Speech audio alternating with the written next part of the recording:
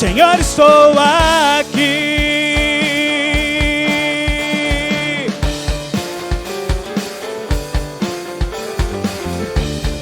Vamos cantar ao Senhor.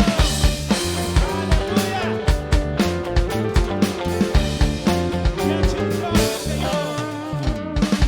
Diante do trono, Senhor, quero levar minha oferta de amor. Diante do trono, Senhor, quero levar meu sacrifício. As minhas mãos para te adorar, as minhas mãos levantar, tua beleza então contemplar. Com meus lábios declarar toda a minha adoração. Se não for pra te adorar, para que nasci? Se não for pra te servir, porque estou aqui? Se eu quero te adorar, te adorar. Se não for pra te adorar, para que nasci? Se não for pra te servir, porque estou aqui? Vamos declarar, igreja. Se não for pra te adorar, se não for pra te adorar, para que nasci? Se não for pra te servir, porque estou aqui?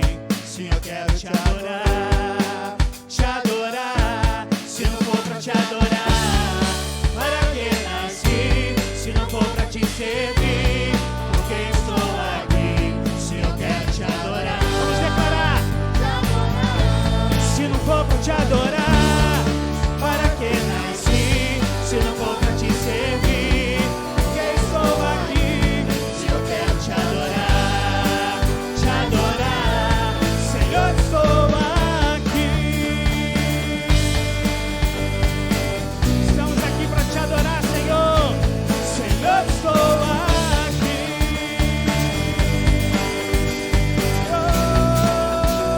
Na tua presença, Senhor.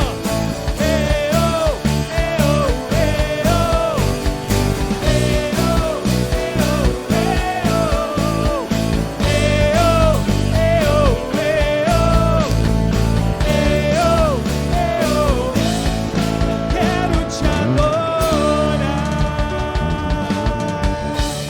Queremos te adorar, Senhor, na tua doce presença. Reina em nós, Senhor. Reina em nós, Senhor. Reina em nossa vida, reina em nossos lares, Senhor. Aleluia, vem reinar em mim, Senhor. Celebra o Senhor.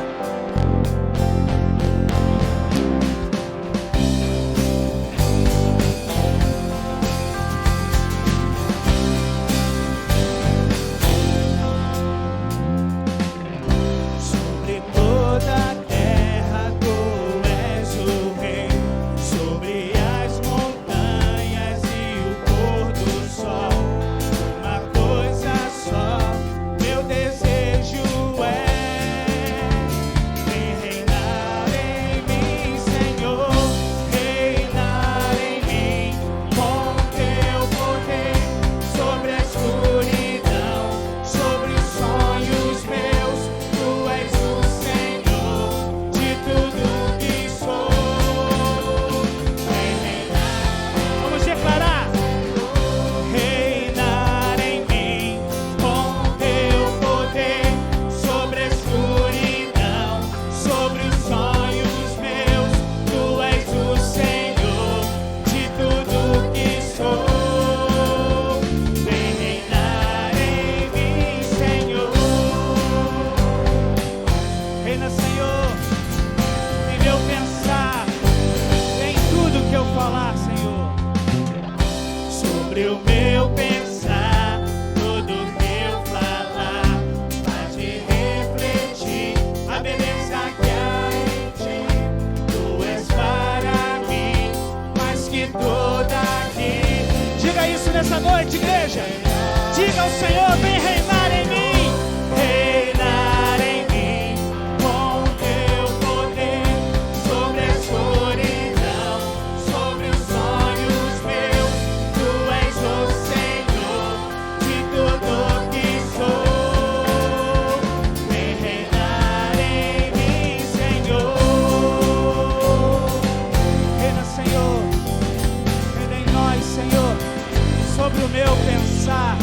Reina, Senhor. Sobre o meu pensar, tudo que eu falar, faz-me refletir a beleza que há em ti. Tu és para mim mais que toda aqui. Vem reinar em mim, Senhor, reinar em mim com teu poder sobre a escuridão, sobre os sonhos meus. Tu és o Senhor de tudo que sou. Vem reinar, vem reinar, vem reinar. A igreja pode declarar: reinar em mim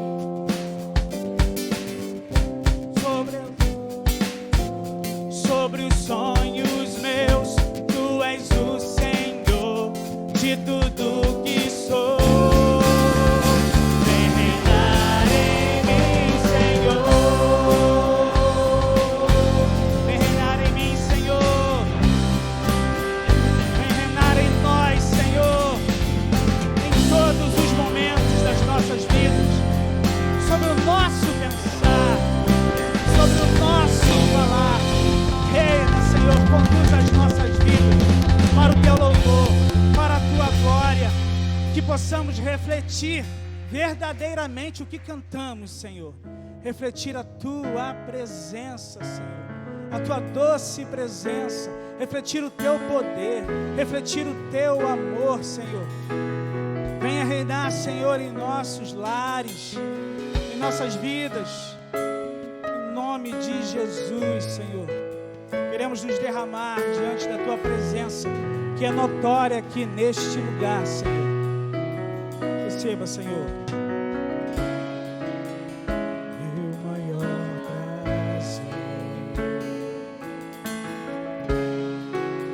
estar em tua presença, Estando aos teus pés, te adorar, Jesus, Senhor da minha vida. ouça a tua voz, Senhor. Ouço a tua voz, Eu sinto, Senhor, eu sinto teu mover aqui. Mais de ti, Senhor, do teu poder, da tua unção. eu ergo. Eu ergo as minhas mãos em dor. Derrama, Senhor.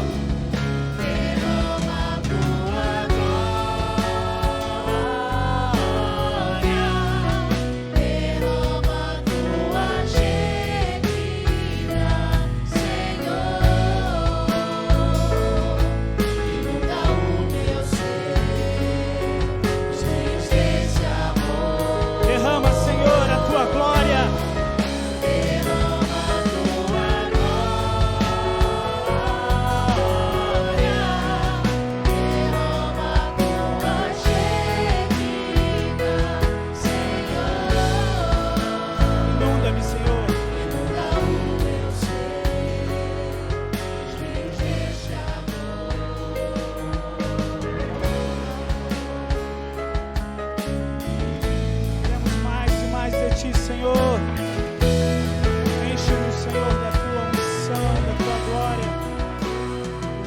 prazer, Senhor. Meu maior prazer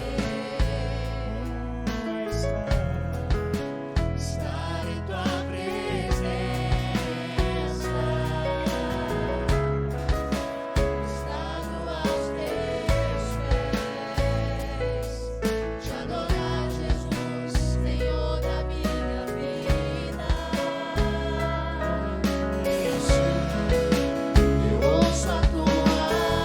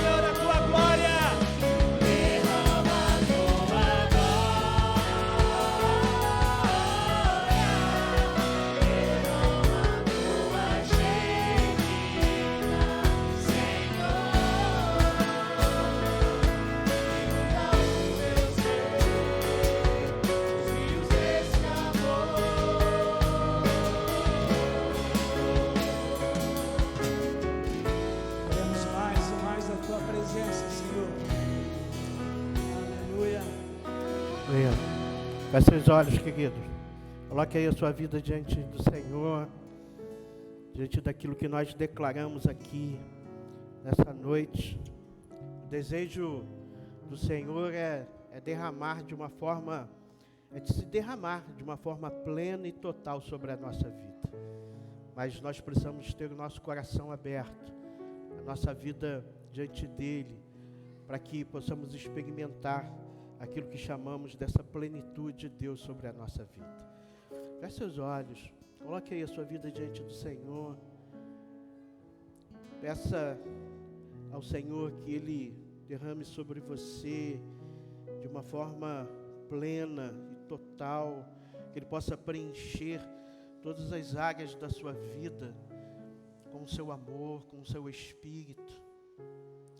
Diga a Ele que não há reservas em você, que todos os compartimentos da sua vida estão abertos, que Ele tem toda a liberdade de se mover sobre a sua vida, sobre o seu coração.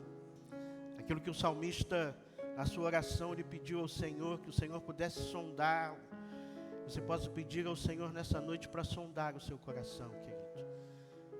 Porque o desejo que Ele tem é de se relacionar conosco, de ter um relacionamento pleno, de derramar sobre nós a cada dia do seu amor, da sua graça, de termos um relacionamento não apenas superficial, mas termos um relacionamento íntimo com Ele.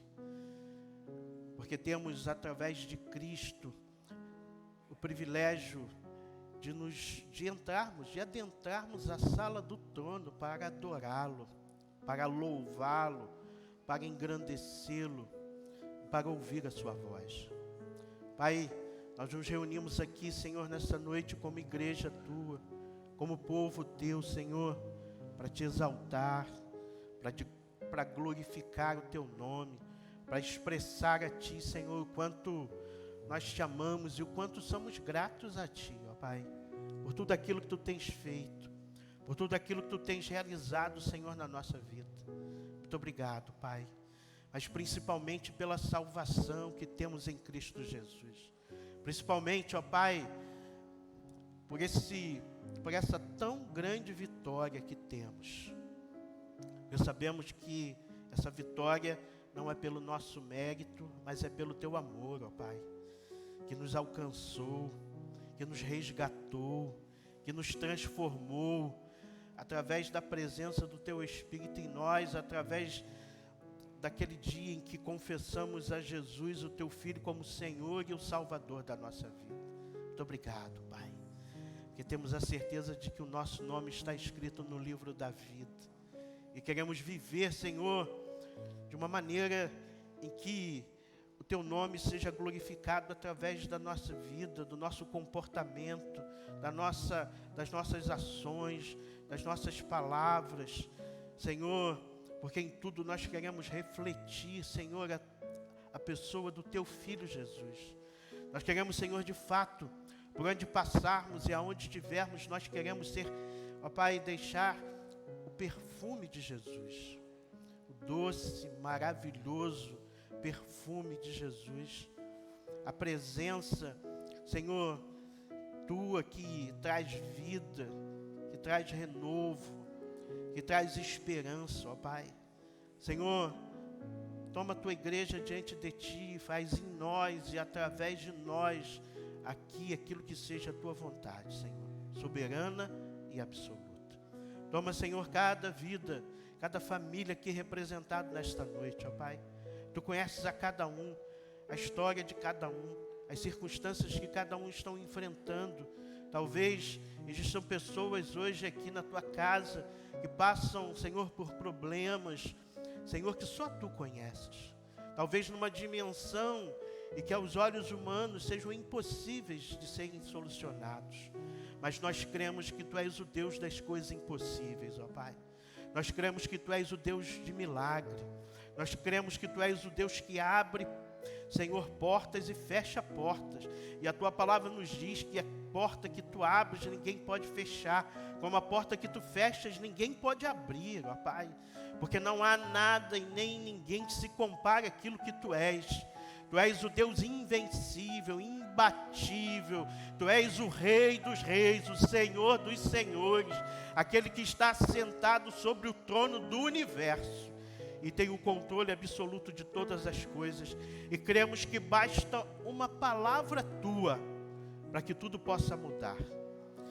Senhor, por isso nos submetemos a Ti, a Tua vontade, o Teu senhorio, ó Pai, para vivermos aquilo que é propósito Teu.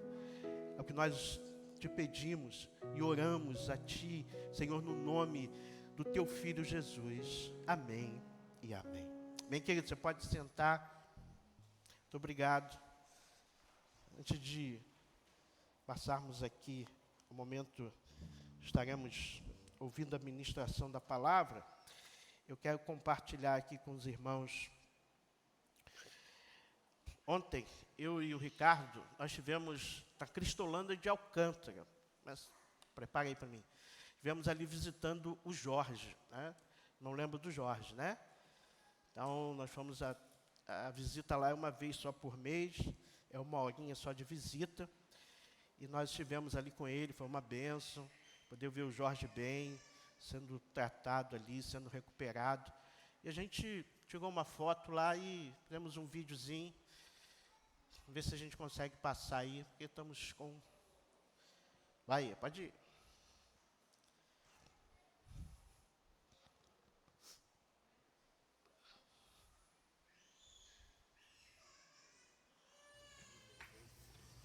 Graça e paz para os irmãos. Eu quero agradecer aqui de coração mesmo pela oração dos irmãos. Quero agradecer porque tem feito toda a diferença e vai fazer. Eu vou continuar sendo e estando carente aqui. É pouco tempo, mas eu estou empenhado. Sabe, eu tenho descobrido aqui um Deus que fala. Só que descobrir um Deus que fala é pouco. Eu preciso parar para escutar o que esse Deus quer falar. Sabe? Eu preciso parar para escutar. Eu vou parar. Vou parar para escutar. Ajuntar, tá falando com o pastor aqui, ajuntar as pontas que ficou solta, ouvir dele aonde eu preciso melhorar e ficar aqui até melhorar. Mas eu quero dizer que eu estou com saudade de vocês. Saudade de estar nessa igreja aí, porque eu sempre digo isso aqui, e isso é uma verdade, sabe, diante de Deus. Não são só uma igreja, sabe, vocês são uma família, cara. Deus verdadeiramente, Ele faz o homem solitário viver em família. Eu tenho sido abraçado por todos aí, quero destacar aqui a irmã Kátia, o meu primeiro professor, né, que deu a primeira aula, eu mandar um abraço aí pro irmão Carlos, né. Eu lembro a primeira aula que eu tive, foi com ele, tá? Irmã Marcelane, vai ser a minha professora. Quando eu voltar, eu vou ter aula com ela. E em nome de Jesus, nós vamos estar caminhando juntos aí. Tá? Obrigado, que Deus abençoe a família Igreja Batista do Rio Grande, no coletivo e no individual, cada membro. A irmã Clarice, um beijo no coração da senhora, irmã, de verdade. Um beijo no coração da senhora, um beijo no coração de toda a igreja. Vamos junto, hein? Bem. Glória a Deus. Ore pelo Jorge, irmãos. É uma luta, né? O que ele tem enfrentado. É a terceira vez que ele passa pela Cristolândia. É mais uma oportunidade que ele está tendo. E ele está se esforçando. Né? Nós achamos ele bem mesmo, né, Ricardo? Sim, bem na sua fisionomia, na sua fala. E vamos continuar orando por ele, para que ele vença essa dependência química e volte aí recuperado, restaurado, para estar conosco. Tá bom, querido? Nós vamos acompanhar. A gente fala, toda semana ele tem direito a fazer uma ligação, então ele liga para a gente, e uma vez por mês a gente vai fazer uma visita, né? A gente vai estar intercalando aí, outros irmãos vão lá visitar, vão conhecer Alcântara, que é logo ali. E é uma bênção. Tá bom, irmãos? Então, não só o Ricardo, mas eu não sei quantos homens tem ali. Deve ter uns 40 homens ali, né, Ricardo? Por aí. Mas tem um grupo bom, um espaço grande. E graças a Deus ele está ali. Vamos orar não só pela vida do Jorge, mas por tantos outros que estão ali se recuperando, né, nesse momento aí que Jesus está realizando uma obra, eu creio, na vida dele. Amém, queridos? Quero lembrar para os irmãos que amanhã é Dia Mundial de Oração e às 8 horas da manhã nós temos oração aqui na igreja. Não é só para as mulheres, tá bom? Para todo mundo que quiser, presencial, a partir de 8 horas, 8 às 10. Na terça-feira nós temos sala de oração, na quarta-feira nós temos o culto, na quinta-feira a reunião de oração das mulheres volta de forma presencial. Amém, irmão? Graças a Deus estamos voltando ao normal, né? Próximo domingo nós temos ceia. Eu vou só fazer uma correção aqui, que eu não tinha conversado isso com a Kátia, mas conversei com a Marcelane. Nós vamos fazer a ceia só pela manhã, tá bom, irmão? Nós fazemos a ceia de manhã e de noite, porque tinha a questão da inscrição, um vinha de manhã, outro vinha... Então nós vamos voltar à normalidade e vamos fazer só pela manhã. E depois a gente faz um domingo à noite, e a gente vai informando os irmãos, mas a ceia vai ser só num culto, e no culto pela manhã. Amém, queridos? E a campanha do quilo. Então, a campanha do quilo é até o próximo domingo. Então, é importante que você traga o seu quilo, ajude. Né? Nós temos atendido aqui várias famílias, graças a Deus que o Senhor tem nos abençoado como igreja. Nós temos atendido as famílias. Então, a sua contribuição é extremamente importante. 1 quilo que você traz, irmãos, já faz a diferença. Já é importante. Não importa a quantidade, mas importa aquilo que Deus tem gerado no seu coração, tá bom? Na semana que vem nós vamos informar a questão da oferta missionária. Lá nós íamos encerrar hoje com as crianças iam cantar, mas achamos melhor para a próxima semana, e aí a gente vai informar direitinho. Amém? Chamar a irmã Marcelane, que vai ministrar aqui nessa noite.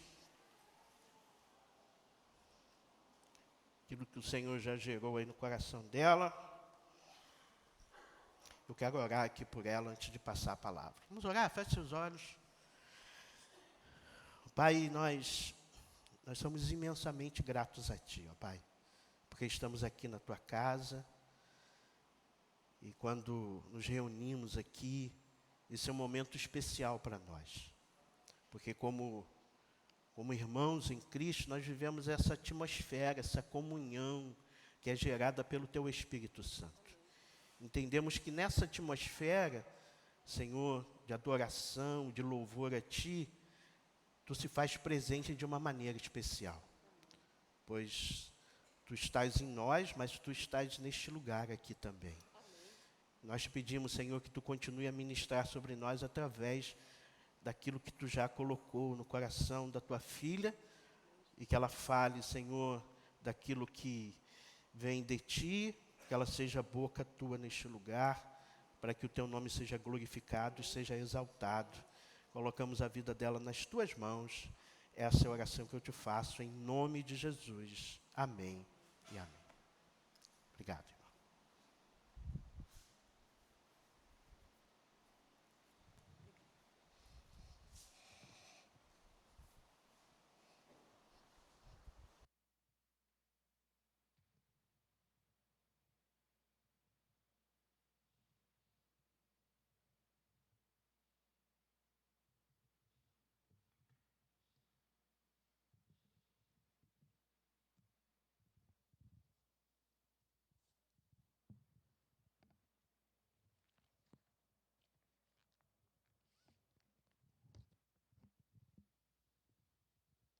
Olá, irmãos. Boa noite. Eu saúdo você com a paz do nosso Senhor Jesus Cristo. Amém? Quero saudar a igreja que está virtualmente. Quero lembrar você que a gente já está de volta agora sem inscrição. Que você possa desejar voltar à casa do Senhor, voltar a congregar. Há nesse local um cheiro de ovelha e você precisa estar nesse cheiro também. A igreja virtual é uma opção, mas também a igreja presencial traz para você algo muito importante, que é a comunhão, tá? Se você puder, venha nos próximos cultos. Quando você se puder, se programe para poder vir à casa do Senhor adorar conosco, porque o Senhor tem planos para a gente, claro. Passamos um tempo totalmente virtuais e... Você não está ouvindo não, Beth? Algum problema de som? Estão ouvindo? Valeu, Beth. Desculpa. Então, a gente agora já está presencial. Então, gostaria de dizer isso para você. Venha à casa do Senhor, tá? Venha congregar conosco, venha adorar o Senhor conosco. O Senhor tem planos para a sua vida, Ele quer falar com você. E no meio do teu povo, do povo do Senhor, Ele tem ordenado bênçãos, comunhão. Essa comunhão é algo muito importante nas nossas vidas. Então, queria deixar isso para você, tá, meu amado, minha amada irmã, tá? Irmãos, tudo bem? Só fortes hoje chovendo, né? Só para os fortes, como diz o pastor, né? Irmãos, vamos tratar um pouquinho hoje, eu coloquei um tema aqui, baseado em Juízes. Eu coloquei um tema, somos resilientes sempre? Somos resilientes sempre? Trouxe um pensamento, pedi ao Senhor orientação, e isso estava fortemente na minha mente. Ontem, pela manhã, eu estava numa assembleia com a amada Eliette, e o Senhor estava ministrando ali algumas coisas que a irmã estava falando lá, e o Senhor, muito obrigada, muito obrigada, muito obrigada, muito obrigada. Peguei lá o papel, comecei a escrever, escrevi, né? Isso veio à minha mente, a resiliência, embora a irmã não estivesse tratando disso, mas foi uma questão que Deus me trouxe à mente para o tempo atual. Somos resilientes sempre? Somos fortes sempre? Atravessamos as incertezas da vida bem sempre, né?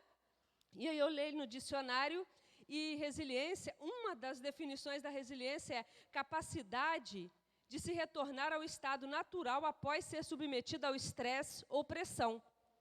Resiliência é também algo que muitos tratam em relação a você ser como um ferro, né? Um ferro que não se dobra, um ferro que não quebra, um ferro que não tem aí, por mais que ele é batido, ele não se verga. E aí eu fiquei pensando sobre isso e cheguei a Juízes, numa época em que o povo pecava muito, não havia rei, poderíamos dizer que havia uma certa anarquia, né? Naquele tempo, o povo pecava, passava um tempo, o povo buscava ao Senhor, e o Senhor ia lá e designava um juiz, e passava um tempo, 40, 50 anos, vivia-se com paz, e depois se retornava ao pecado, e o povo voltava ao Senhor, e o Senhor longânime ia lá e trazia outro juiz, colocava outro juiz lá, né? Até que chegamos aí a Saul, né? Chegamos na monarquia, né? Então, eu fui pesquisar um pouco sobre a vida de Gideão. A gente estuda muito Gideão aí na questão com crianças, às vezes, né? Esse grande homem de fé, né? Esse homem que foi usado tremendamente por Deus. E eu fui olhar como Gideão se reportava na questão da resiliência na vida dele, né? Claro que ele era um homem forte, você já conhece sobre Gideão, né? Você já conhece, se você já leu Juízes de 6 a 8 aí, né? São 3 capítulos que trata da vida de Gideão, do ministério, vou dizer assim, do ministério que ele teve do Senhor. Você vai ver que ele reinou sobre Israel num tempo difícil, e ele trabalhou muito, e ele acho que cresceu muito, mas a resiliência de Gideão, e por isso eu coloquei essa questão, ela não terminou, talvez, como o Senhor esperava que fosse terminada, né? Talvez ele não chegou lá ao alcance do que o Senhor esperava, né? Não olhando para a questão de determinismo de forma nenhuma, mas eu creio que Gideão, o Senhor tinha mais para ele. Tinha mais para ele. Mas no finalzinho, eu creio que a resiliência dele realmente caiu um pouco, né? Então, eu quero incentivar você depois a ler sobre Gideão de Juízes, do 6 ao 8. Mas, nesse momento, eu gostaria de ler Juízes 6, de 11 a 16. Se você puder abrir, Juízes 6, de 11 a 16. Né? Os medianitas, eles estavam atacando, né? Gideão estava ali guardando o trigo dele, né? Preocupado aí em ter alimento, né? Os medianitas eram, quando você for ler, você vai ver que eles estavam ali batendo bastante no povo de Israel, e Gideão estava lá fazendo a parte dele. Vamos ler? Diz assim: então o anjo do Senhor veio e sentou-se sobre a grande árvore de Ofra, que pertencia ao asberita Joás. Gideão, filho de Joás, estava malhando o trigo num tanque de prensar uvas para escondê-lo dos medianitas. Então o anjo do Senhor apareceu a Gideão e lhe disse: o Senhor está com você, poderoso guerreiro. Ah, Senhor, Gideão respondeu: se o Senhor está conosco, por que aconteceu tudo isso? Onde estão todas as suas maravilhas que os nossos pais nos contam, quando dizem: não foi o Senhor que nos tirou do Egito? Mas agora o Senhor nos abandonou e nos entregou na mão de Midian. O Senhor se voltou para ele e disse: com a força que você tem, vá libertar Israel das mãos de Midian. Não sou eu que o estou enviando? Ah, Senhor, respondeu Gideão, como posso libertar Israel? Meu clã é o menor ou o menos importante de Manassés, e eu sou o menor da minha família. Eu estarei com você, respondeu o Senhor, e você derrotará todos os medianitas, como se fossem um só homem. Só por essa palavra aqui, eu creio que Gideão poderia fazer todo o trabalho, mas ele começa um discurso mostrando não ser muito resiliente. Ah, Senhor, eu sou o menor do meu clã, a minha tribo de Manassés é pequenininha, nós não temos isso. Eu acho que Gideão abriu um leque de problemas, narrado aqui, de uma forma sucinta, um leque de problemas. Isso eu não posso, isso eu não posso. Senhor. Como eu poderei? Eu sou o menor, Senhor. Eu sou o menor. E esse anjo que falou com ele, que é o Senhor mesmo, disse: o Senhor está com você, poderoso guerreiro. Deus acreditava mais em Gideão do que Gideão nele, né? O Senhor escolhe as pessoas para trabalhar e ele escolhe aquelas pessoas em que a definição delas próprias talvez tenham os menores recursos para elas mesmas, os grandes problemas que às vezes que a gente não acredita na gente. A gente não acredita no nosso potencial, né? Não acredita no nosso potencial, no que a gente pode fazer segundo a perspectiva de Deus. E Gideão era um homem assim. Embora ele fosse forte, acredito, ele estava lá fazendo um trabalho físico grande, mas ele não tinha, talvez, uma autossuficiência, ou talvez algum problema de autoestima, e ele tinha essa questão, ele trouxe lá aquele monte de questões, e Deus já começou valoroso, poderoso, e ele não tomava isso como uma verdade. E aí ele fala: Senhor, por que você deixou isso acontecer? Ele ainda foi lamuriador, né? Ali o Senhor conversando com ele, ao invés de dizer: glória a Deus, olha quem está aqui comigo, não vou morrer, Deus veio falar comigo, não vou ser exterminado, eu vou dizer da glória, da alegria que eu tenho de ter Deus aqui. Não, ele foi lá e começou: por que você permitiu isso que acontecesse, isso? Muitas vezes a gente vai ter contato com o Senhor e ao invés da gente ouvir, a gente começa a falar desesperadamente, né? Talvez a gente perca algumas coisas importantes que a gente precisa ouvir, porque a gente muitas vezes fala mais, é menos resiliente a ficar com a boca fechada do que a expor tudo que a gente quer, porque o expor é importante. E Gideão ficou nessa questão, né? Falo, não falo, né? E aí falou tudo, né? E aí Deus caminha com ele, né? Se você continuar a ler, você vai ver que ele vai fazer umas provas do Senhor aí, né? E ele vai fazer uma coisa interessante. Deus manda ele ir lá resolver a questão, ele vai fazer lá um sacrifício, ele faz o sacrifício e ele vai lá tirar o altar de Baal, daquele local, né?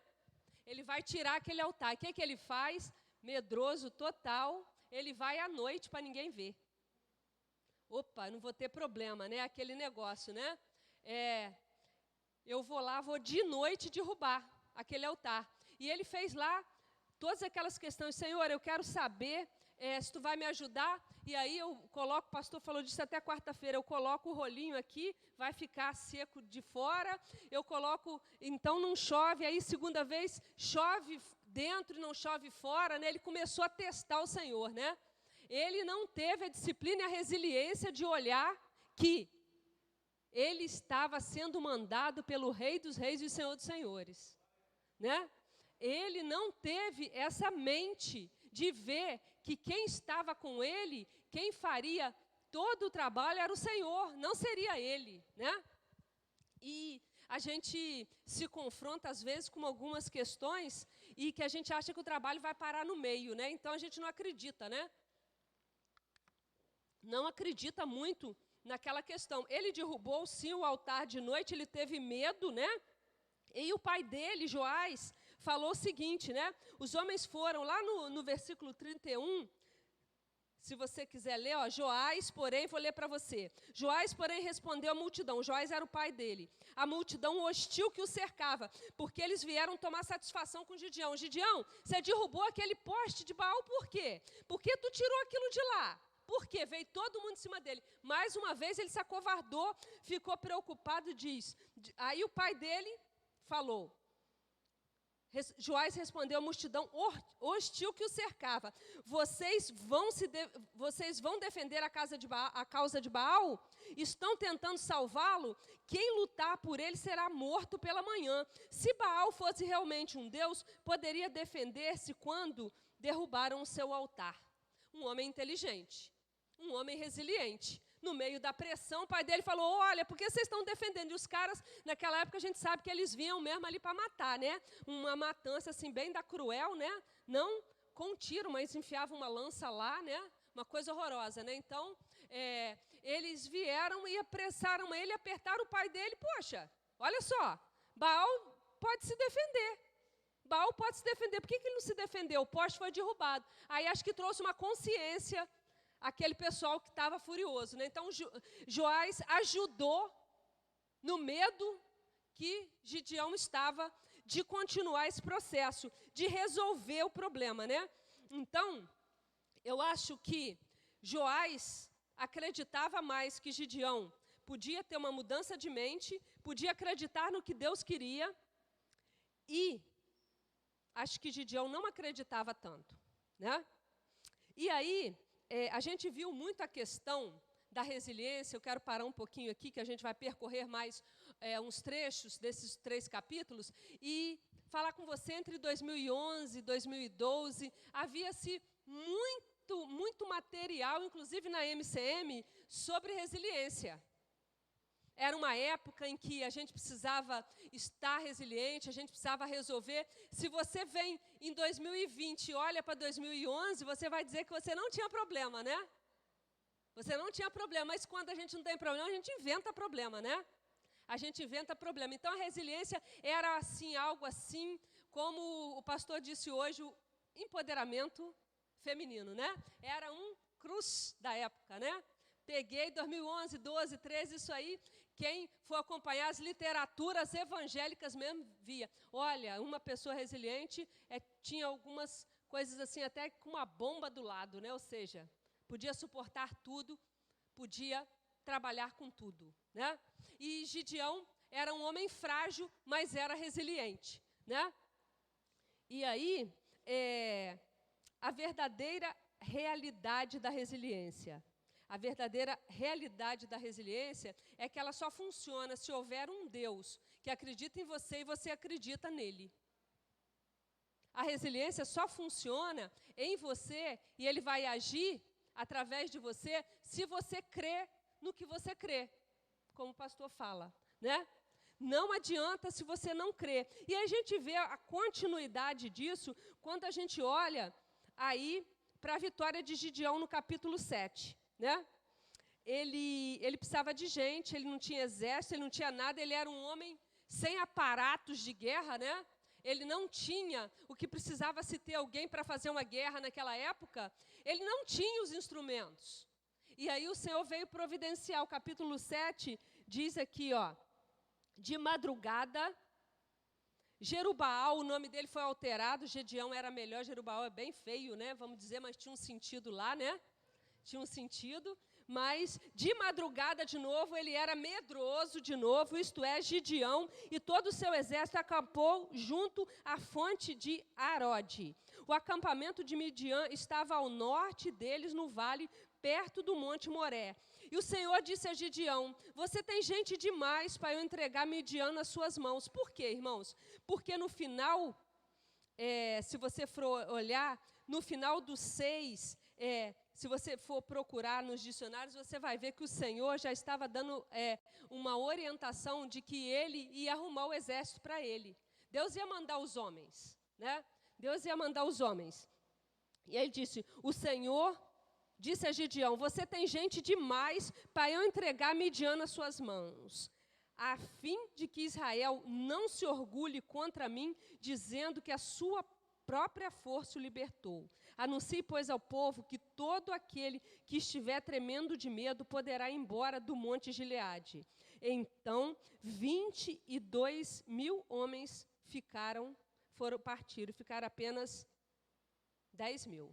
Deus arrumou 32.000 homens para lutar. E Gideão estava ali com aquele monte de gente. E aí Deus diz, Gideão, olha só, para que eles não digam que quem está fazendo é eles, pergunta aí, povo, quem está com medo? Ô, marada, quem está com medo aí? Aí 22.000, opa, pode ir embora. Aí Gideão, misericórdia, eu também tinha que ir embora, eu acho que ele imaginou isso, né? Porque eu também estou com medo, mas eu não posso ir, né? Jerubaal ficou ali, né? Então ele ficou ali com 10.000. Ele, ai meu Deus, 10.000 ainda é uma quantidade muito boa. Vamos ficar aí, né? Aí no 4 diz assim, mas o Senhor tornou a dizer a Gideão, ainda há gente demais, desça com eles à beira d'água, e eu separarei os que ficarão com você. Se eu disser, este irá com você, ele irá. Mas se eu disser, este não irá com você, ele não irá. Assim, Gideão levou os homens à beira d'água, e o Senhor lhe disse, separe os que beberem a água lambendo-a, como faz o cachorro, daqueles que se ajoelharem para beber. Se você fosse olhar essa cena, quem que você ia escolher?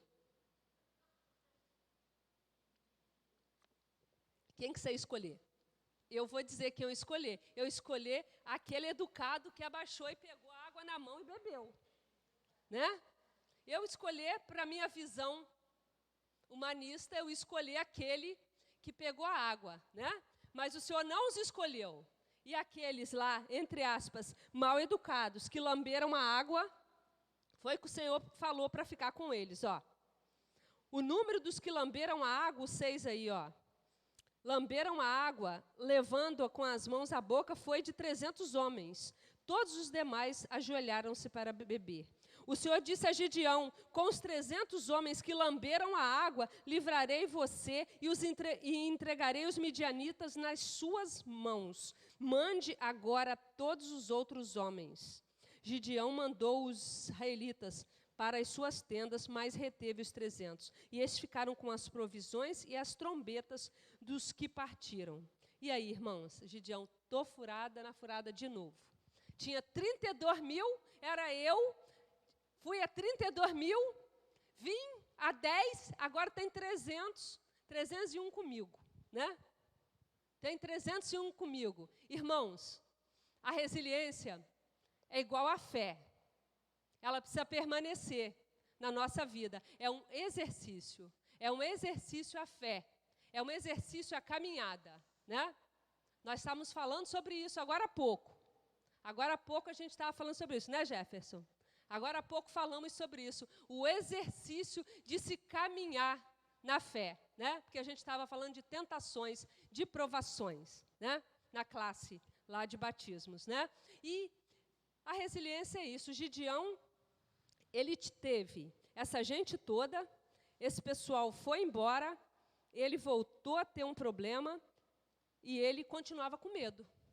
Ele continuava sem acreditar no propósito que o Senhor deu para ele. Ele já tinha feito várias provas, ele já tinha feito com o Senhor ali todos os testes que ele precisava, já era para ele estar totalmente crendo, totalmente empoderado do poder do Senhor, né? Totalmente focado de que a vitória viria, e ele está de novo aí com um problema. E aí, como ficou a resiliência de Gideão? Eu acredito que talvez tenha ficado mal, né? Ele novamente estava com o pepino na mão, e o pepino não saía da mão dele, e ele sofria com isso. Eu acho que ele sofreu muito com isso, né? E ele tinha que resistir ao medo. Ele tinha que resistir ao medo. E aí, se você caminhar olhando o capítulo 7, você vai ver que Gideão deu uma melhorada aí. Gideão aprendeu a olhar para as questões. Gideão aprendeu a fazer alguns deveres de casa. E Gideão usou ali a ajuda do seu servo Pura. Olha para o capítulo 7 ainda, o verso 10 aí. Por favor, e o 11, ó. Se você está com medo de atacá-los, Deus já tinha mandado Gideão atacá-los, né, com os 300. Desça ao acampamento com seu servo Pura. Era um amigo de Gideão, Pura. E ouça o que estiverem dizendo. Depois disso, você terá coragem para atacar. Ou seja, Pura era um braço para Gideão acreditar que ele podia atacar.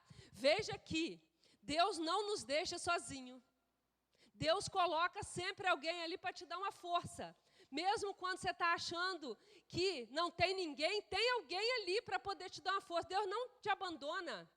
Deus não te deixa sem auxílio. Deus sabe os seus limites. Deus conhece os seus limites. E aí Gideão foi com seu servo Pura, então ele e o seu servo Pura desceram até os postos avançados do acampamento, né? E eles viram ali a questão de um sonho, né? E aquela questão de um sonho mostrava para ele, né? Direcionava para ele. E aí ele novamente começou a melhorar, começou a acreditar que ele realmente era resiliente. Então, a medida da fé, que aí representa a resiliência dele, sobe, né? Ele sobe e ele começa a se tornar um homem inteligente. Ele começa a ser mais inteligente. Ele começa a arquitetar que as coisas poderiam ser diferentes. Ele começa a escutar. Ele começa a ter um ouvido bom aí, né? Depois desse sonho, né? Ele começa a ver que Deus realmente podia trabalhar bem com ele. Ele começa a fazer alianças, né? E aí ele começa a pensar por umas questões, e a falta de diálogo, às vezes, estraga muita coisa na nossa vida. Se você for olhar, vamos para o 8 aí, a derrota de Zeba e Zalmunna, no 8, né? Que são pessoas que vieram para ajudar ele da tribo de Efraim, né? Ele era de Manassés, Deus mandou para ele pessoas da tribo de Naftali, de Asser, né? E para ajudar Gideão, né? E aí no 8 a gente vê uma questão que a gente precisa ter resiliência, também a falta de diálogo, tá? Então no 8 diz assim, ó, os eframitas perguntaram então a Gideão, esses caras já estavam na luta com ele.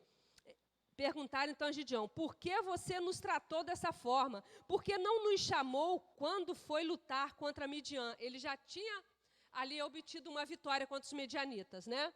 Os homens já estavam um pouco exaltados. Por que não nos chamou quando foi lutar contra Midian? E o criticaram duramente. Ele, porém, lhes respondeu, o que é que eu fiz em comparação com vocês? Devolveu o problema para eles, né? Em comparação com vocês, o resto das uvas de Efraim não são melhores do que toda a colheita de Abiezer? Deus entregou os líderes midianitas, Oreb e Zebe, na mão de vocês.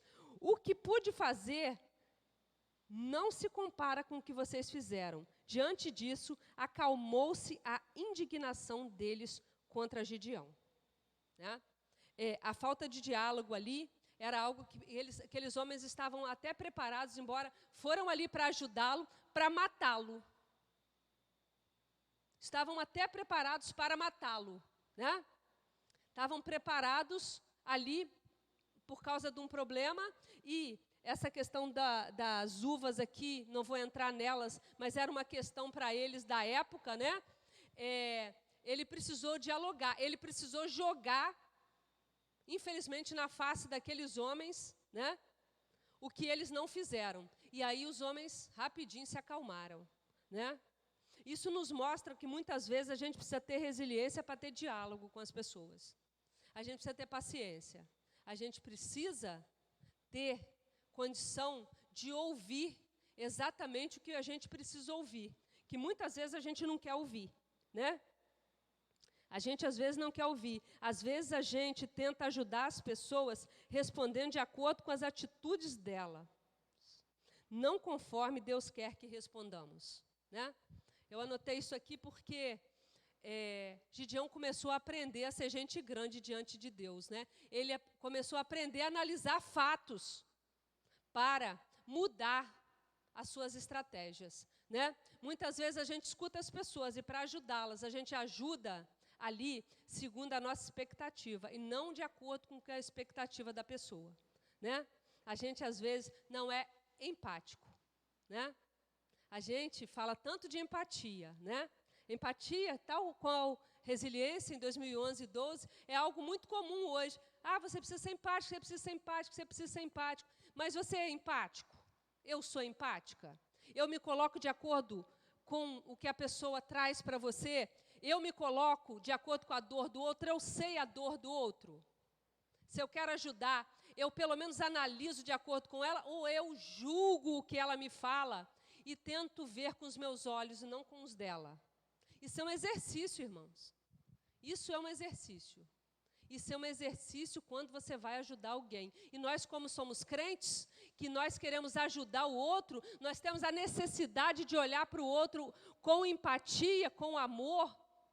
A gente precisa fazer esse exercício. Quando você for ajudar alguém, você precisa se colocar no lugar do outro e não fazer um pré-julgamento de tudo que eu acho, com tudo que ela está me falando, e aí eu sou ali o juiz final, trago ali o final da sentença e despejo para ela, né? Gideão aproveitou o fato da questão das uvas com aqueles homens para poder fazer o pó baixar ali, a poeira baixar. Ele utilizou isso. Ele utilizou essa arma para acalmar o negócio. Mas e nós? Como temos nos comportado, resilientes crentes que somos, quando somos chamados para resolver e ajudar questões das quais nós talvez nunca ouvimos falar, mas são problemas com toda a nossa intelectualidade, espiritualidade, ou a gente está se colocando no lugar do outro? Resiliência também é isso.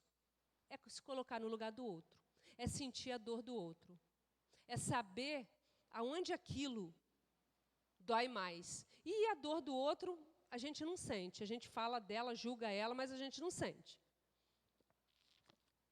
A gente não sente a dor do outro, a não ser que você tenha empatia para sentar e ouvir, sem julgar, com ouvidos puros, limpos, sinceros, se preocupando em ser generoso, em dar o seu tempo. Você não estudou isso?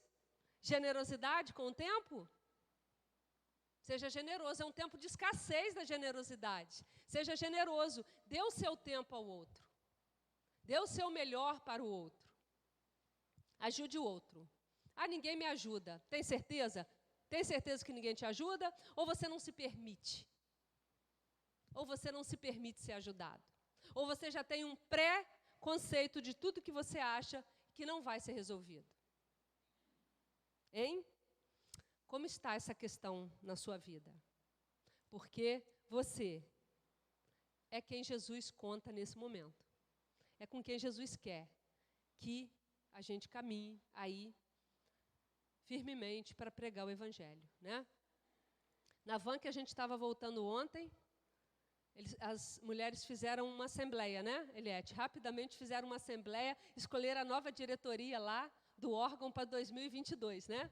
Aí tinha uma irmã lá que falou, né, mulher assim, resolve tudo muito rápido, né, no caminho, E aí uma irmã lá disse assim, não, eu não aceito o cargo de vice, porque a moça lá, ela vai até um determinado mês, depois ela sai, eu sou a vice, vou ficar no lugar com problema, né?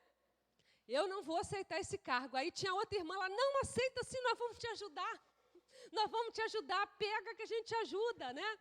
Ela, não, eu não vou pegar, porque eu sei que ela não vai ficar. Ou seja, infelizmente, essa pessoa talvez já deixou outros cargos, né?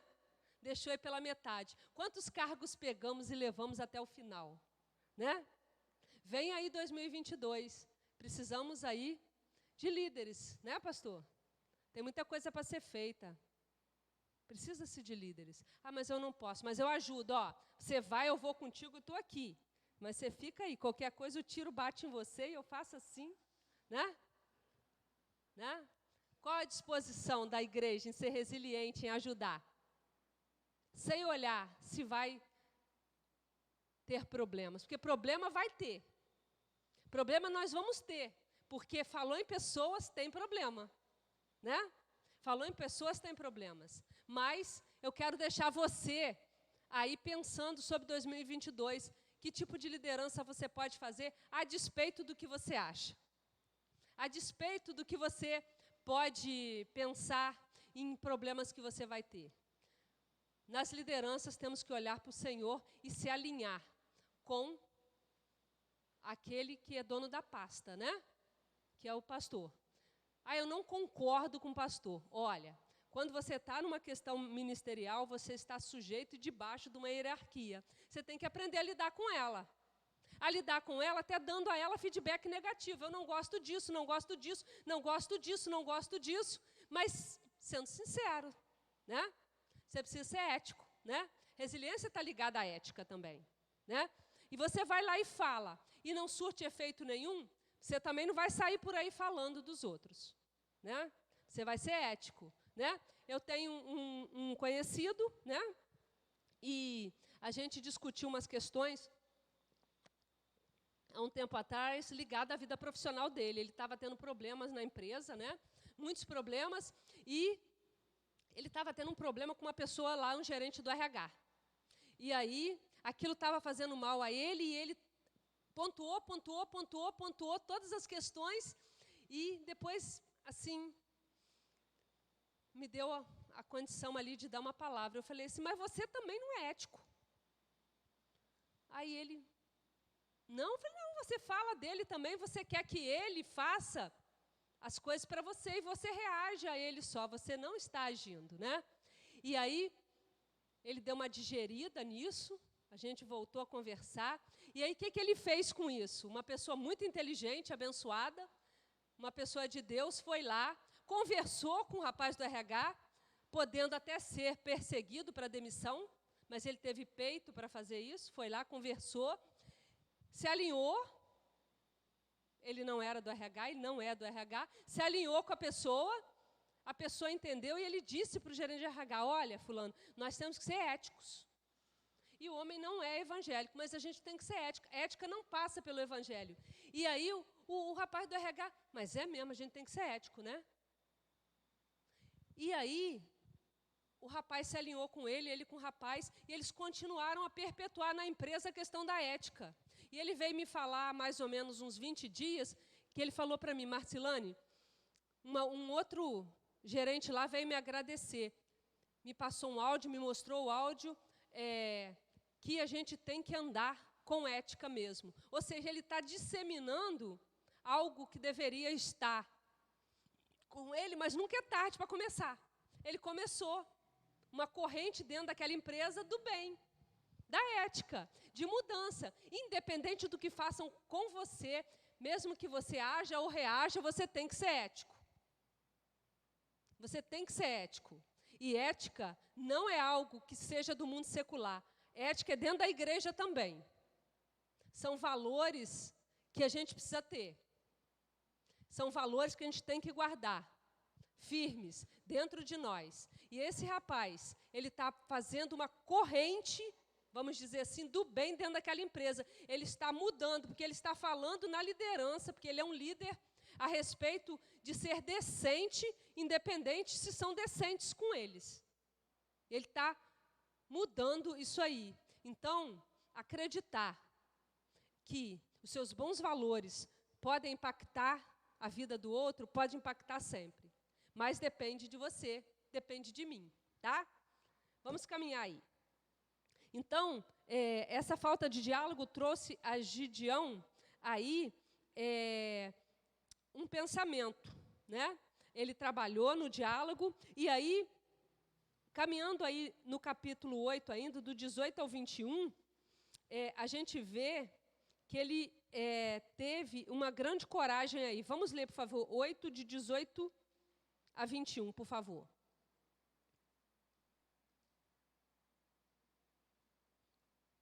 Eu já fui para o 8, tá, gente? Saí do 7, né?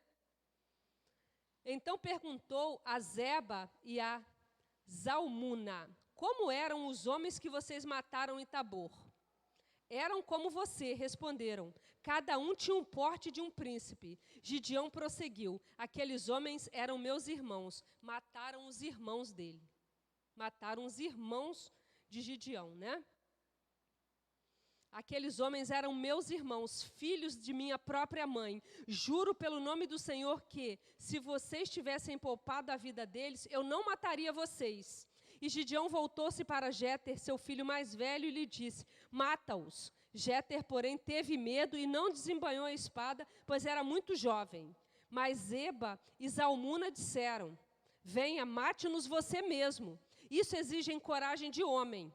Então Gideão avançou e os matou, e tirou os enfeites do pescoço dos camelos deles. Né? Aí mostra resiliência à tristeza. Ele perdeu os irmãos, mas ele teve resistência e resiliência de dialogar com aqueles homens. A morte era iminente e certa, porque no Novo Testamento, né, a gente sabia que tinha algumas questões que as pessoas resolviam, né, com a morte. Né? E aí ele foi lá, depois de perder os seus irmãos mortos, dentro daquelas batalhas todas, ele teve que ser resiliente para matar aqueles homens. Mandou o coitado do garoto, filho dele, matar, não teve coragem para matar, né? E ele teve que ir lá, e os homens ainda o desafiaram: se você é homem, você mesmo tem que matar, gente, né? E ele foi lá e matou aqueles homens. Eu acho que ele teve que ter uma grande resiliência para passar esse período de tristeza, onde ele mata aqueles homens, né? E aí, a gente caminha aqui para um final, para a resiliência, a grandeza e a insensatez. Depois que Gideão passou todas essas questões, o que ele fez? Ele foi um homem que ficou bem, mas ele foi um homem também que, eu acredito que o paganismo que existia naquela época voltou à vida dele. Ele derrubou o altar de Baal lá no começo do 6, e agora ele vai lá e pede os brincos dos homens lá para fazer um manto sacerdotal, ou seja, ele fez um novo poste de ídolo. Né? Ele pediu o brinco do pessoal lá, tudo que podia de ouro, e ele foi lá e botou lá na praça central. O pessoal começou a adorar novamente aquele manto, né? E só que ele falou aqui uma coisa muito interessante aqui, ó. Ele falou assim no 23: não reinarei sobre vocês. Eles queriam, os israelitas queriam que Gideão ficasse reinando, já queriam rei, né? Ele era um juiz, mas os israelitas, de muitos e muitos, de tanto ver rei, eles queriam um rei, né? Queriam que ele reinasse. Ele disse: não reinarei sobre vocês. Respondeu-lhe Gideão: nem meu filho reinará sobre vocês, o Senhor reinará sobre vocês. Né? Deus será o juiz entre vocês. Mas mesmo assim ele ficou lá fazendo o trabalho. Ele ficou lá, né? Ele ficou lá já um homem mais ético, um homem mais voltado para o Senhor, um homem com uma fé melhor, né? Mas ele teve ali a insensatez. Muita gente caminha na vida cristã, e ao passar dos anos, em que os bens materiais vêm, elas desistem do Senhor em prol das coisas. Né?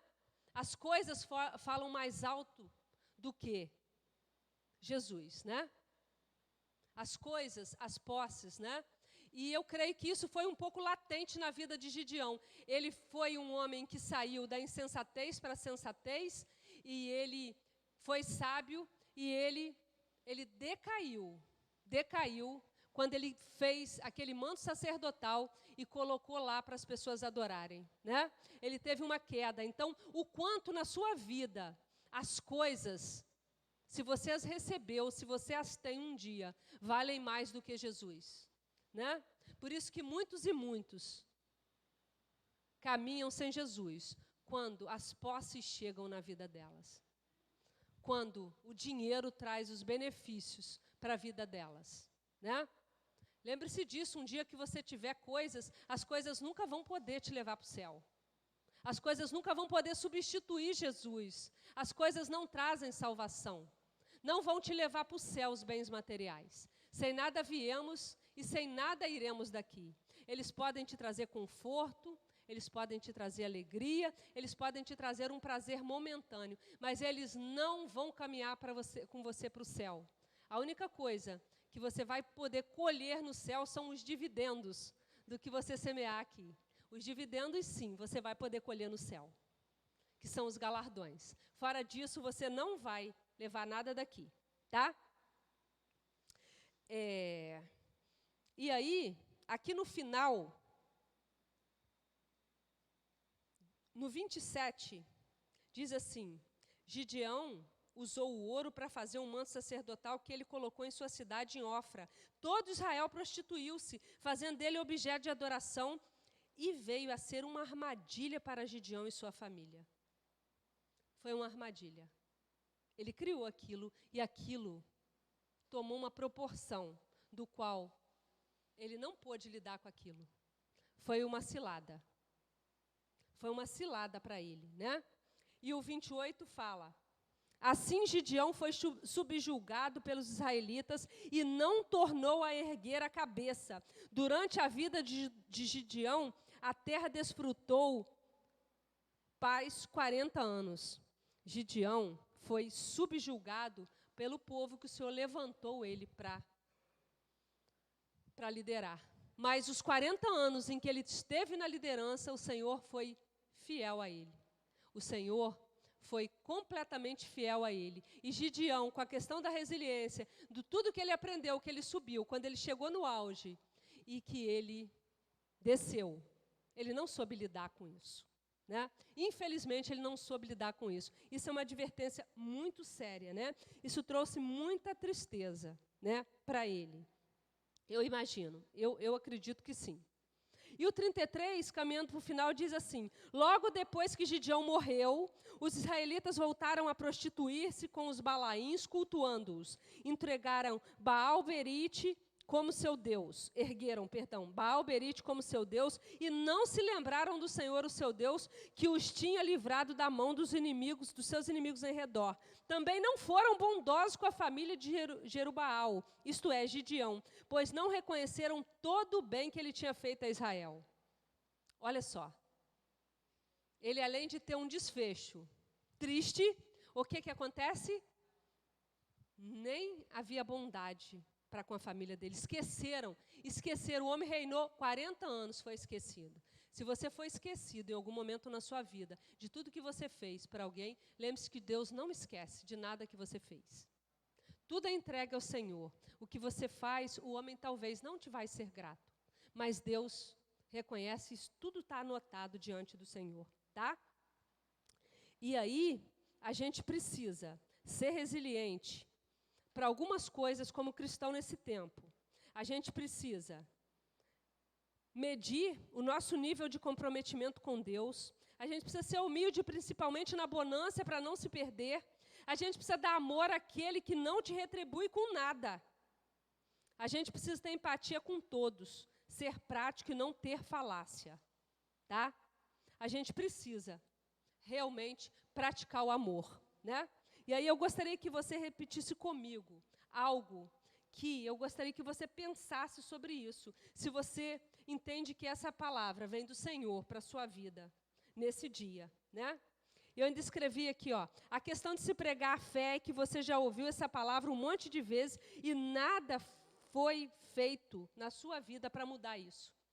Eu ainda anotei isso. Eu gostaria que você repetisse comigo, se você puder, tá? Somos cristãos resilientes. Somos resposta de Deus para esse mundo. Se você acredita nisso, eu gostaria que você repetisse comigo, tá? Somos cristãos resilientes, somos respostas de Deus para esse mundo. Vamos juntos? Somos cristãos resilientes. Somos respostas de Deus para esse mundo. Vamos repetir de novo? Somos cristãos resilientes. Somos respostas de Deus para esse mundo. Amém? Acredite, abrace essa verdade, saiba que o Senhor quer te fazer cada vez mais resiliente e te usar na obra para a glória dEle. E para a graça dEle, você será muito bem recompensado aqui na eternidade. Amém? Amém.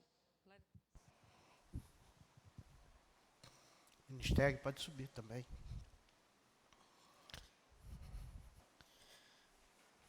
Obrigado, minha irmã. Bem, irmãos, vamos ficar de pé. O Senhor tem nos chamado, ou nos chamou, em propósitos.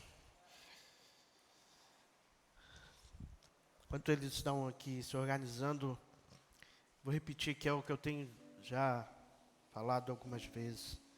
Vou repetir propositalmente. Nós vivemos tempos difíceis. Muito difíceis. E eu acho que vai piorar. O nível que nós vivemos, não estou falando de questão financeira, não estou falando nada disso não. Falando diante de tudo que nós estamos vendo aí, o que está sendo impondo numa sociedade, onde você não tem nem o direito de expressar a sua opinião. Então, a igreja vai precisar se posicionar, querido. Aí vai ser a hora da gente, de fato, aqueles que são, eles vão se posicionar. Aqueles que não são, não vão se posicionar, vão fugir da raia, né? E nós precisamos nos posicionar porque nós cremos na palavra. A nossa ética, aquilo que cremos está aqui, né? Os valores nossos estão aqui, nessa palavra. E nós precisamos defender isso aqui. Amém, querido? E nós não fazemos isso apenas com discurso, não. Principalmente com a nossa vida. Não adianta a gente ter um discurso muito bonito, mas na prática a gente tem uma outra atitude completamente diferente.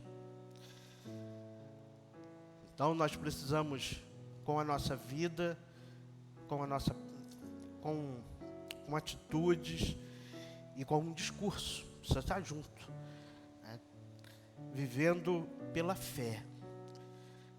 A Bíblia diz que o justo viverá pela fé. A gente viu isso hoje pela manhã, quando a gente pensou sobre a reforma protestante, né? Martim Lutero se agarrou a isso, as mulheres se agarraram a isso. Esse é um tempo que nós precisamos nos agarrar à fé, querido. Nos agarrar à fé.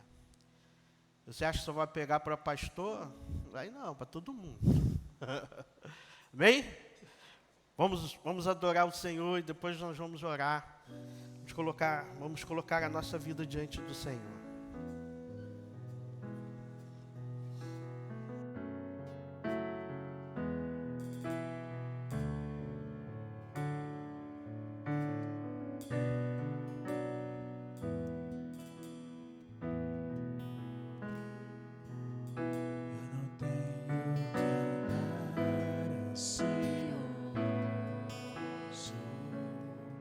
Se vou ter o que comer ou vestir,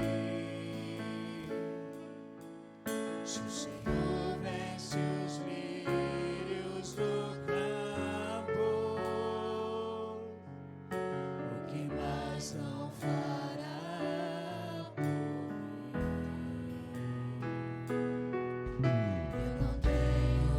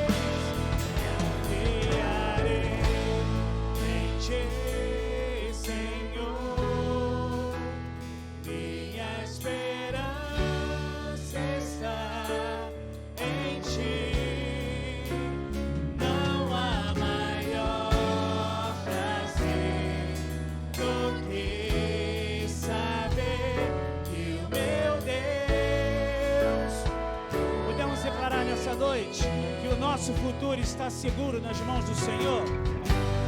Meu futuro está seguro em tuas mãos. Não importa, Senhor, não importa a circunstância,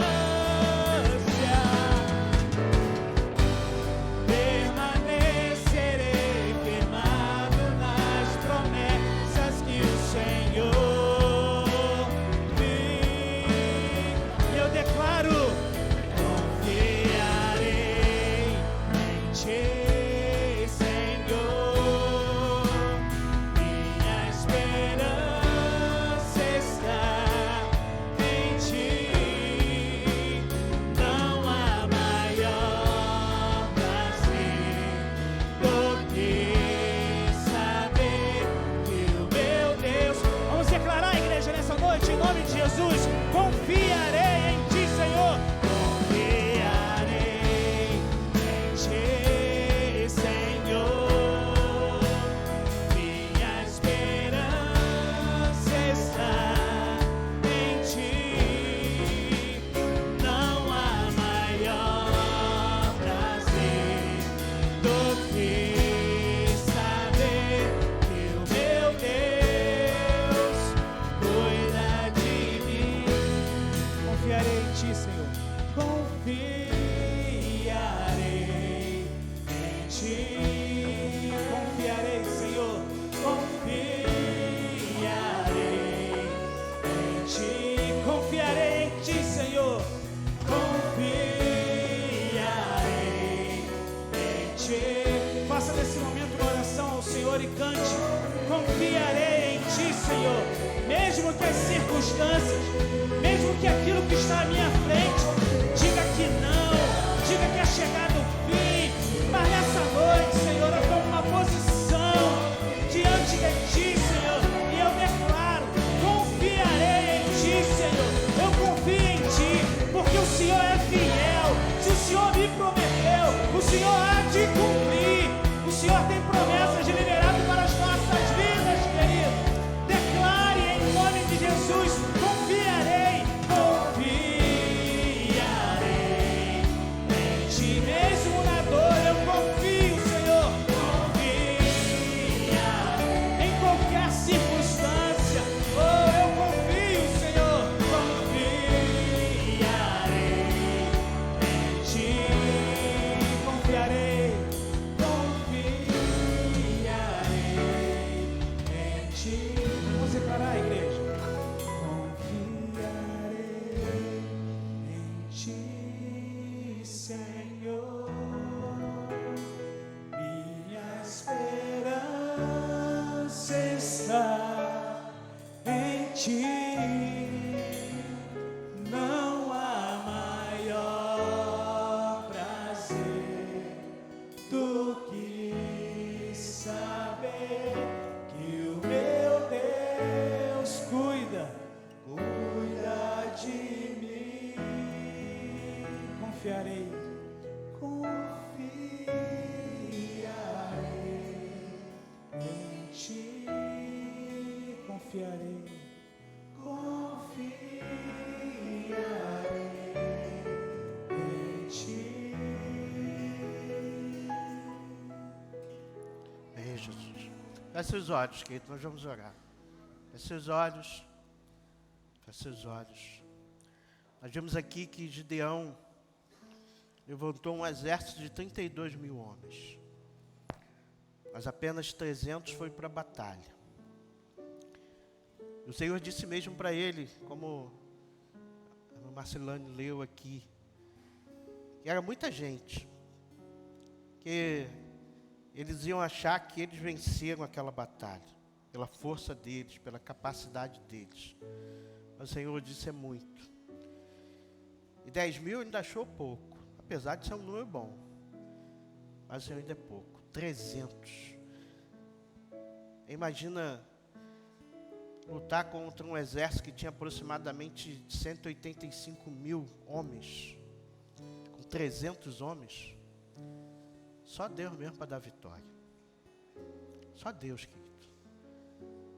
Mas uma coisa interessante é que Gideão mesmo com medo, ele foi lá e derrubou aquele altar a Baal. Percebam isso, querido. Ele limpou. Nós precisamos tomar cuidado, muitas vezes, com aquilo que nós colocamos no lugar de Deus. Porque independente das circunstâncias, querido, nós precisamos entender que Deus é aquele que nos sustenta. Não importa a circunstância, não importa o tamanho do gigante, não importa aquilo que você esteja passando, mas o que importa é que Deus esteja conosco. Porque Ele tem o poder, e só Ele tem, de nos dar a condição de suportarmos, de passarmos, de vencermos, de celebrarmos a vitória.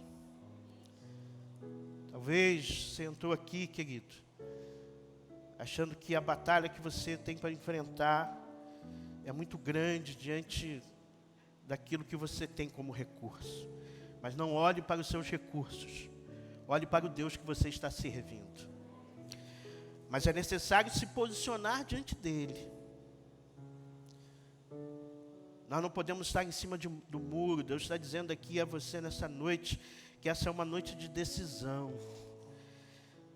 Nós precisamos nos posicionar diante do Senhor, ou servimos a Ele, ou não servimos a Ele.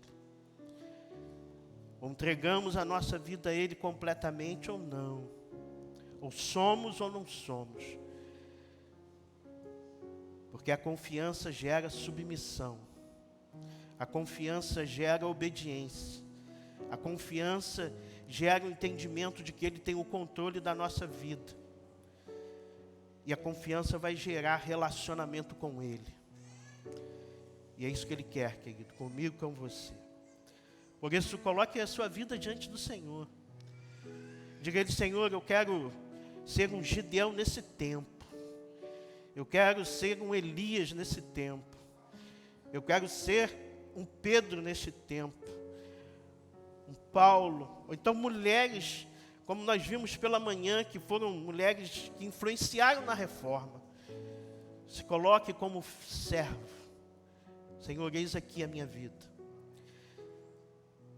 Às vezes nós temos visto no Evangelho sendo pregado onde as pessoas estão preocupadas consigo mesmo, em obter aquilo que elas querem. O objetivo delas estarem na casa de Deus é de serem abençoadas, mas não querem abençoar ninguém, não querem nenhum compromisso com Deus da bênção.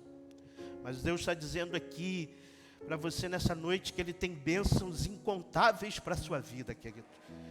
Mas Ele quer que você se comprometa. Ele quer um comprometimento, queridos. Ele exige isso de nós. Vidas no altar, vidas consagradas. Ele disse a Josué: santificai-vos, porque amanhã farei maravilha do meio de vós. O Senhor está dizendo aqui a você, querido, que Ele exige de mim e de você santificação. Derrube o altar que porventura esteja na sua vida, na sua casa, esteja impedindo você de viver aquilo que Ele tem como plenitude para a sua vida, querido.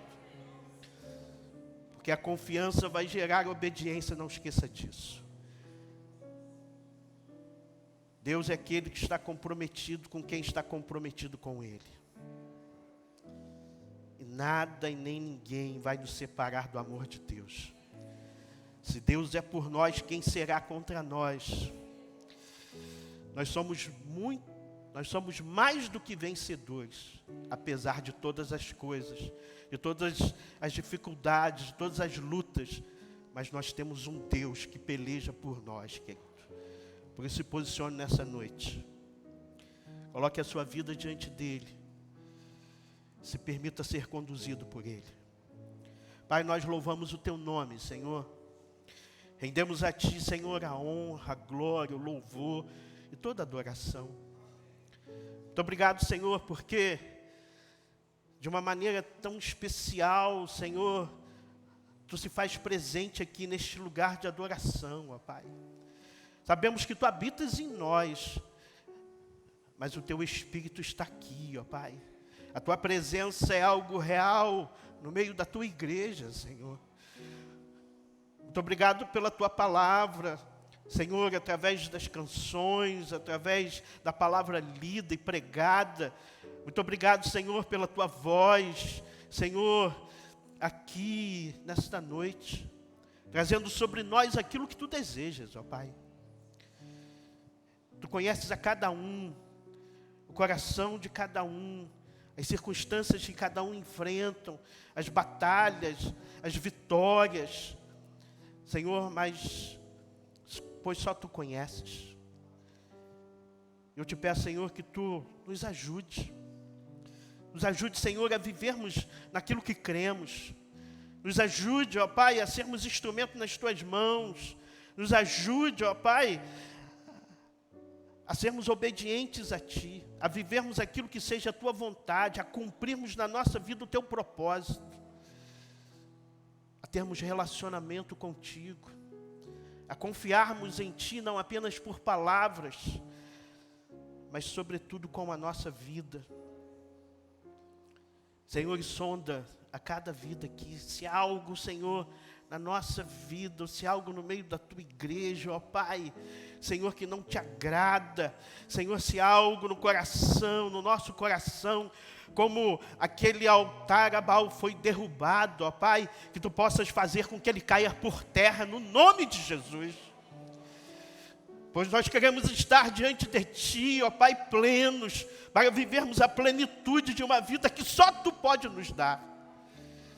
Ó Deus, por isso nos dirige, nos conduz, gera em nós o fruto do Teu Espírito, ó Pai, gera em nós o Teu amor, o amor pelo nosso irmão, o amor pelo nosso próximo, o amor pelo outro, o amor pelos perdidos, ó Pai, por aqueles que não tiveram ainda a oportunidade de ter um encontro, Senhor, contigo como nós tivemos.